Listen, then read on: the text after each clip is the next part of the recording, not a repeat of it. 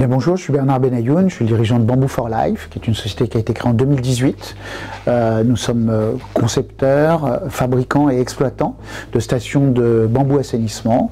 Ce sont des stations qui ont plusieurs rôles, plusieurs fonctionnalités. L'assainissement, le traitement des eaux usées, industrielles ou communales. La production de biomasse, de bambou, très forte valeur ajoutée, la séquestration de carbone et également le rafraîchissement bioclimatique en milieu ouvert, c'est-à-dire la lutte contre les îlots de chaleur urbains. Alors nous avons 4 fonctionnalités, donc 4 moyens d'accéder à des marchés qui sont complètement différents les uns des autres. En effet, nous sommes fabricants de stations d'épuration, donc nous nous adressons aux industriels, aux collectivités, industries agroalimentaires, chimiques, pharmaceutiques, pour opérer un traitement d'eau usée. Mais inévitablement, dans ce traitement des eaux usées, on amène nos 3 autres fonctionnalités, c'est-à-dire que nous produisons de la biomasse de bambou.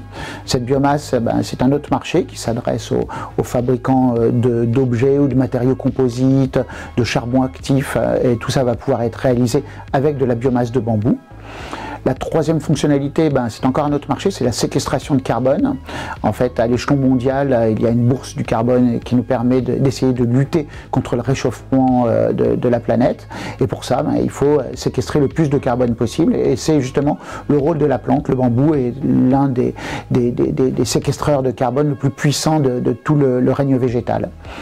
La dernière fonctionnalité, c'est pour les collectivités, c'est la lutte contre les îlots de chaleur urbains et du coup d'amener du rafraîchissement bioclimatique mais en milieu ouvert, et ça avec toujours cette station de bambou assainissement.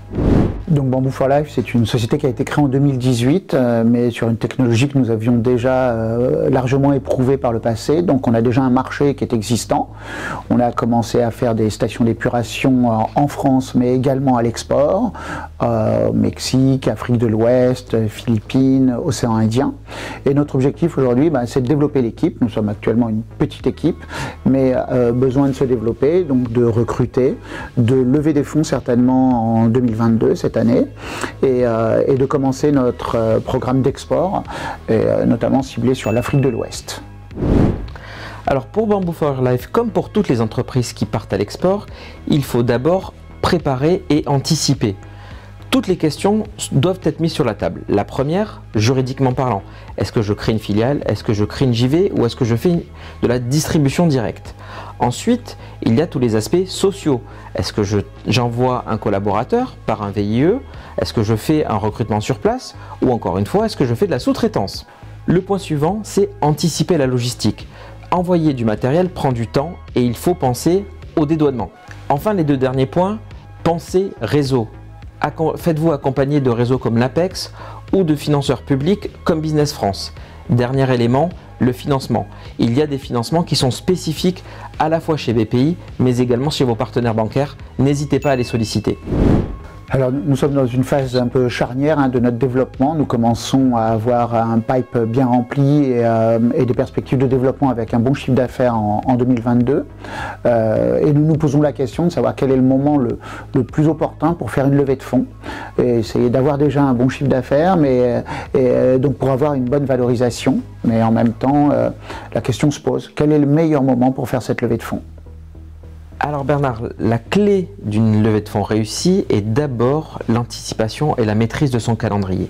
Il nous faut évidemment un produit ou un service irréprochable, mais il ne faut pas oublier quelques points clés. Le premier, c'est d'abord un BP, travailler, étudier, challenger avec des options, des hypothèses pour que vous puissiez répondre à toutes les questions. Le deuxième élément, c'est bien travailler son pitch. Il vous faut anticiper et pouvoir dire je présente mon entreprise ou mon projet en 30 secondes, 1 minute, 3 minutes, 5 minutes.